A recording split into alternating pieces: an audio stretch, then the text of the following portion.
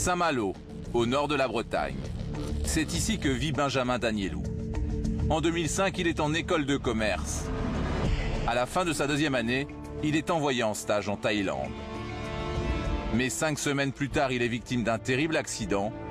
Depuis, il est en état de mort cérébrale. Pour vous, l'école a une part de responsabilité dans ce qui est arrivé à Benjamin? Sa responsabilité totale. Que s'est-il passé pendant le stage de Benjamin? Quelle est la responsabilité de l'école?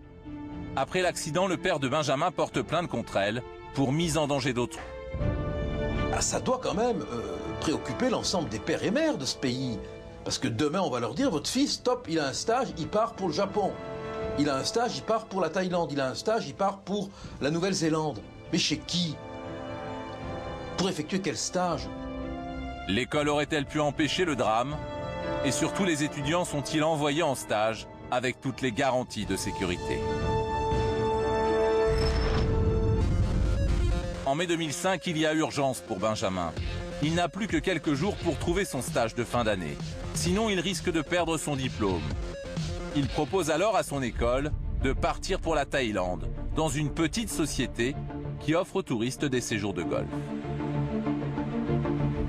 Benjamin, au niveau de la convention, c'est quand même très clair. C'est écrit en anglais « Help to prepare accounts ».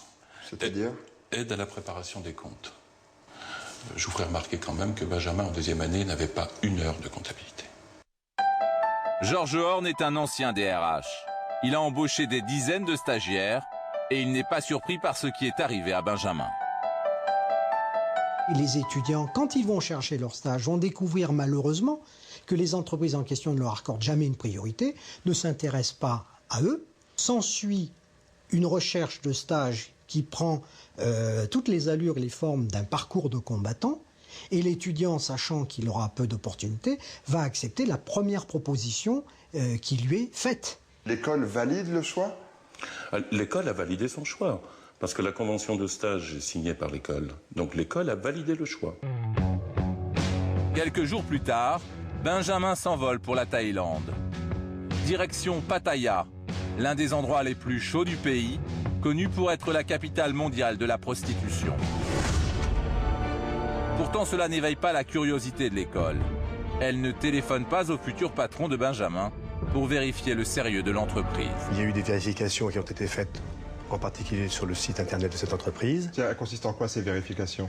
On essaie de voir la consistance d'entreprise. Vous regardez sur le site de l'entreprise en fait? Oui, oui, on ne peut pas être derrière chaque stagiaire, envoyer un professeur, derrière chaque stagiaire à l'étranger. Bon. Si on retient bien l'explication qu'ils donnent, quand ils disent il aurait peut-être fallu qu'on aille voir, ben, ils vous disent exactement ce qu'ils auraient dû faire. On ne se contente pas d'un coup d'œil sur un site internet, on s'entoure de garanties, quoi. En plus, bon, je veux dire, il y a un consulat de France là-bas. Hein, et on peut le contacter, on peut lui demander des renseignements. Pour M. Danielou, l'école aurait dû vérifier où Benjamin allait effectuer son stage avant de l'envoyer à l'autre bout du monde. Car un simple coup d'œil sur le site de l'entreprise suffit pour comprendre qu'il s'agit d'une société un peu particulière. Partout des portraits de jeunes filles censées accompagner les golfeurs sur les circuits. Écoutez, ça n'a rien à voir avec le site internet de Notre-Dame de Lisieux, hein. On est d'accord? Bon.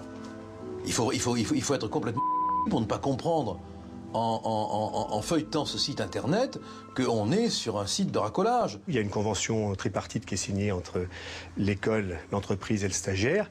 On n'a aucune raison de la remettre en cause si le principal concerné ne nous dit pas que c'est une entreprise qui n'a pas d'existence ou qui a des activités qui ne sont pas normales. Dans un mail adressé à son père, Benjamin évoque le climat particulier auquel il est confronté. On a un client qui est décédé dans sa chambre d'une attaque cardiaque pendant que sa pute prenait sa douche. Mais Benjamin n'en dira jamais plus sur la véritable nature de l'entreprise dans laquelle il effectue son stage. Comme ces étudiants ont besoin du stage pour pouvoir écrire leur mémoire, pour pouvoir remettre un travail de fin d'études pour obtenir le diplôme, ils ne vont surtout pas moufter, ils ne vont pas venir se plaindre parce que les écoles leur demandent d'être des moutons. Les écoles leur donneront systématiquement tort et c'est là la responsabilité grandes écoles, c'est qu'elles savent qu'un étudiant ne pouvant pas se plaindre de sa situation, ne pouvant pas dénigrer l'école dans laquelle il est parce qu'il dévaloriserait son diplôme, il va se taire. Sur place, Benjamin travaille 7 jours sur 7, parfois 15 heures d'affilée, le tout sans aucune rémunération. Au bout d'un mois et demi, il est à bout. Ça, c'est un mail, par exemple, du 11 juin. Donc Benjamin était là-bas depuis un mois et demi. C'est le premier contact qu'il a eu avec l'école. Je n'ai pas eu un seul jour de congé depuis que je suis arrivé. Je travaille tous les jours. Je fais environ 60 à 70 heures de travail par semaine. Est-ce normal ? Et qu'est-ce qu'elle a répondu, l'école? Voilà ce qu'écrit la responsable pédagogique à Benjamin.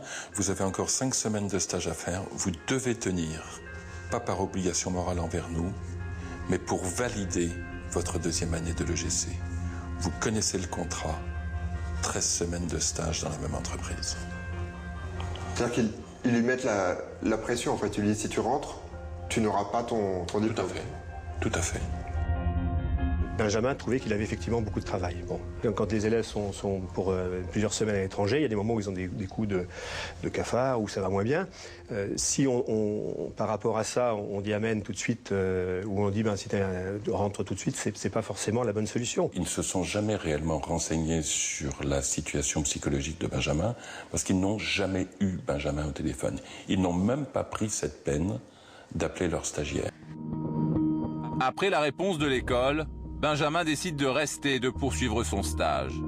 Ce choix aura des conséquences dramatiques. Alors que Benjamin obtient son seul jour de repos depuis le début de son stage, c'est raconté dans un reportage de la télévision thaïlandaise.